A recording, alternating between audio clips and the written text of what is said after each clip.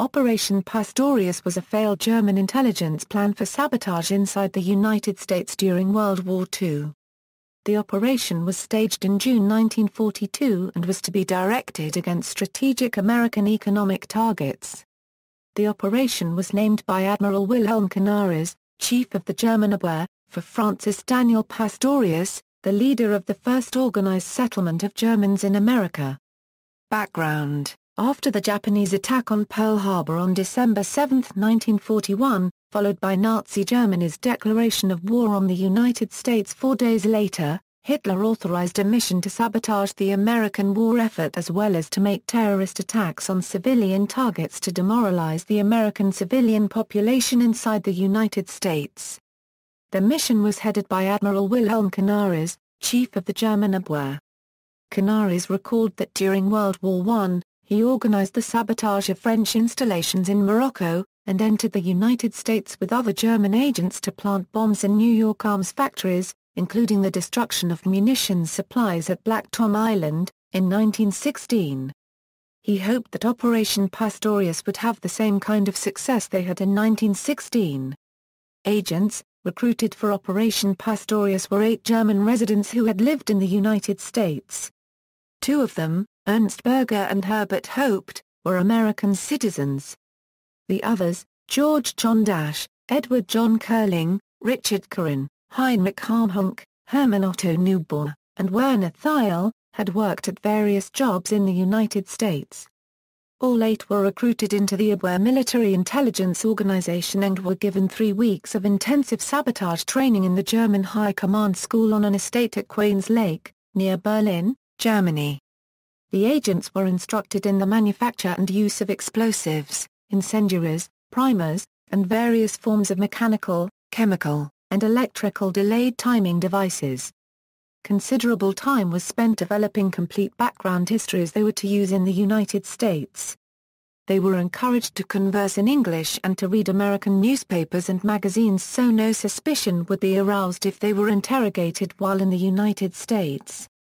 Mission: their mission was to stage sabotage attacks on American economic targets, hydroelectric plants at Niagara Falls, the Aluminum Company of America's plants in Illinois, Tennessee, and New York, locks on the Ohio River near Louisville, Kentucky, the Horseshoe Curve, a crucial railroad pass near Altoona, Pennsylvania, as well as the Pennsylvania Railroad's repair shops at Altoona, a cryolite plant in Philadelphia, Hellgate Bridge in New York, and Pennsylvania Station in Newark, New Jersey. The agents were also instructed to spread a wave of terror by planting explosives on bridges, railroad stations, water facilities, Jewish-owned businesses, and public places. They were given counterfeit birth certificates, Social Security cards, draft deferment cards, nearly $175,000 in American money, and driver's licenses, and put aboard 2 U-boats to land on the east coast of the U.S. Before the mission began, it was in danger of being compromised, as George Dash, head of the team, left sensitive documents behind on a train, and one of the agents when drunk announced to patrons at a bar in Paris that he was a secret agent. On the night of June 12, 1942, the first submarine to arrive in the U.S., U-202, landed at Amagansett, New York, which is about 115 miles east of New York City, on Long Island, at what today is Atlantic Avenue Beach. It was carrying Dash and 3 other saboteurs. The team came ashore wearing German Navy uniforms so that if they were captured, they would be classified as prisoners of war rather than spies. They also brought their explosives, primers and incendiaries, and buried them along with their uniforms, and put on civilian clothes to begin an expected 2-year campaign in the sabotage of American defense-related production. When Dash was discovered amidst the dunes by unarmed Coast Guardsman John C. Cullen, Dash seized Cullen by the collar, threatened him, and stuffed $260 into Cullen's hand. Cullen reported the encounter to his superiors after returning to his station. By the time an armed Coast Guard patrol returned to the site, the Germans, weary from their transatlantic trip, were gone and had taken the Long Island Railroad train from the Amagansett station into Manhattan, New York City, where they checked in and stayed at a hotel. The Coast Guard then discovered German equipment buried in the beach and reported it to President Franklin D. Roosevelt and the FBI. A massive manhunt for the German agents was conducted. However, they did not know where exactly the Germans were going. The other four-member German team headed by Curling landed without incident at Ponte Vedra Beach, Florida, south of Jacksonville on June 16, 1942. They came on U-584, another submarine. This group came ashore wearing bathing suits but wore German Navy hats. After landing ashore, they threw away their hats, put on civilian clothes, and started their mission by boarding trains to Chicago, Illinois and Cincinnati, Ohio. The two teams were to meet on July 4 in a hotel in Cincinnati to coordinate their sabotage operations. Mission betrayed. Realizing that the mission was going to be doomed after the encounter with the Coast Guard, Dash decided he had a secret of his own. The day after the landing at Amagansett, he called Berger, the most guarded and disciplined member of the team, into the upper-story hotel room the two men shared. He walked over to the window and opened it wide. "You and I are going to have a talk," Dash said, "and if we disagree, only one of us will walk out that door, the other will fly out this window." He then revealed the truth to Berger: he had no intention of going through with the mission. He hated the Nazis and wanted Berger on his side when he turned the entire plot over to the FBI. Berger smiled. Having spent 17 months in a Nazi concentration camp, his own feelings for the party were less than warm. He too had been planning to betray the mission. They agreed to defect to the United States immediately. Shaken but not discouraged, Dash ordered Berger to stay put and keep an eye on the other men. On June 15, Dash phoned the New York office of the FBI from a pay telephone on Manhattan's Upper West Side explaining who he was and asked to convey the information to FBI Director J. Edgar Hoover. When the FBI agent was trying to figure out if he was talking to a crackpot, Dash hung up. 4 days later, he took a train to Washington, D.C. and checked in at the Mayflower Hotel. Dash then walked into the FBI unregistered Trademark S headquarters carrying a briefcase, asking to speak with Director Hoover. Dash bounced from office to office until finally Assistant Director D.M. Ladd, the agent in charge of the manhunt, agreed to humor him with 5 minutes of his time. Dash angrily repeated his story after he was dismissed as a crackpot by numerous agents.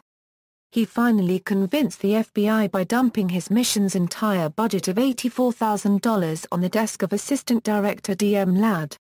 At this point, he was taken seriously and interrogated for hours. Besides Berger, none of the other German agents knew they were betrayed. Over the next 2 weeks, Berger and the other 6 were arrested. Mugshots. Trial and execution. Fearful that a civilian court would be too lenient, President Roosevelt issued Executive Proclamation 2561 on July 2, 1942, creating a military tribunal to prosecute the Germans. Placed before a 7-member military commission, the Germans were charged with the following offenses. 1. Violating the law of war. 2. Violating Article 81 of the Articles of War, defining the offense of corresponding with or giving intelligence to the enemy. 3. Violating Article 82 of the Articles of War, defining the offense of spying. And 4. Conspiracy to commit the offenses alleged in the first 3 charges. The trial was held in Assembly Hall No. 1 on the 5th floor of the Department of Justice building in Washington, D.C. On July 8, 1942. Lawyers for the accused, who included Lawson Stone and Kenneth Royal, attempted to have the case tried in a civilian court but were rebuffed by the United States Supreme Court in Ex parte Curran, 317 U.S. 1, a case that was later cited as a precedent for the trial by military commission of any unlawful combatant against the United States. The trial for the 8 defendants ended on August 1, 1942. 2 days later, all were found guilty and sentenced to death. Roosevelt commuted Berger's sentence to life in prison and Dash's to 30 years because they had turned themselves in and provided information about the others. The others were executed on August 8, 1942 in the electric chair on the third floor of the District of Columbia Jail and buried in a potter's field in the Blue Plains neighborhood in the Anacostia area of Washington. Aftermath: the failure of Operation Pastorius led Hitler to rebuke Admiral Canaris, and no sabotage attempt was ever made again in the United States. During the remaining years of the war, the Germans only once more dispatched agents to the United States by submarine.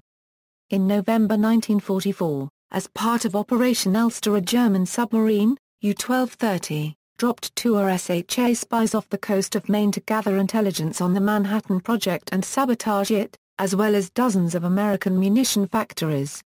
The FBI captured both men shortly after. These agents benefited from the calmer state of public nerves in the later years of the war and received prison sentences rather than execution. In 1948, President Harry S. Truman granted executive clemency to Dasch and Berger on the condition that they be deported to the American zone of occupied Germany. They were not welcomed back in Germany, as they were regarded as traitors who had caused the death of their comrades. Although they had been promised pardons by Hoover in exchange for their cooperation, both men died without ever receiving them, Dasch in 1992 at the age of 89 at Ludwigshafen.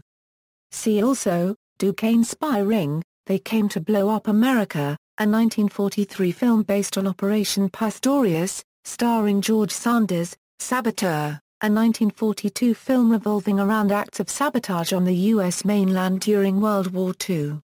References, Notes. Bibliography, Dobbs, Michael, Saboteurs, The Nazi Raid on America, New York, Knopf, 2004. ISBN 0-375-41470-3, Raklis, Eugene, They Came to Kill, The Story of 8 Nazi Saboteurs in America, New York, Random House, 1961. Persico, Joseph E., Roosevelt's Secret War, FD and World War II Espionage, New York, Random House, 2001, pages 199-205. ISBN 0-375-50246-7, Federal Bureau of Investigation, George John Dasch and the Nazi Saboteurs, Lippmann, David H., World War II + 55, June 10–13, 1942, Montauk Life, The Night of the Nazis, Cornell University School of Law, Ex Partkerin, Samaha, Joel, A.L., Transcript of Proceedings before the Military Commission to try persons charged with offenses against the law of war and the Articles of War, Washington, D.C., 8 to July 31, 1942, Minneapolis, University of Minnesota, 2004. 1. Abler, Alex and Gordon, Scott, Shadow Enemies, Hitler's Secret Terrorist Plot Against the United States, Guilford, Connecticut, Leon Press, 2002. ISBN 1-58574-722-X. Further information, Operation Pastorius at damninteresting.com. The Facts Don't Matter. An hour-long This American Life radio episode about the events leading up to Ex Partkerin. External links, Booknotes. Interview with Michael Dobbs on Saboteurs, The Nazi Raid on America, March 28, 2004.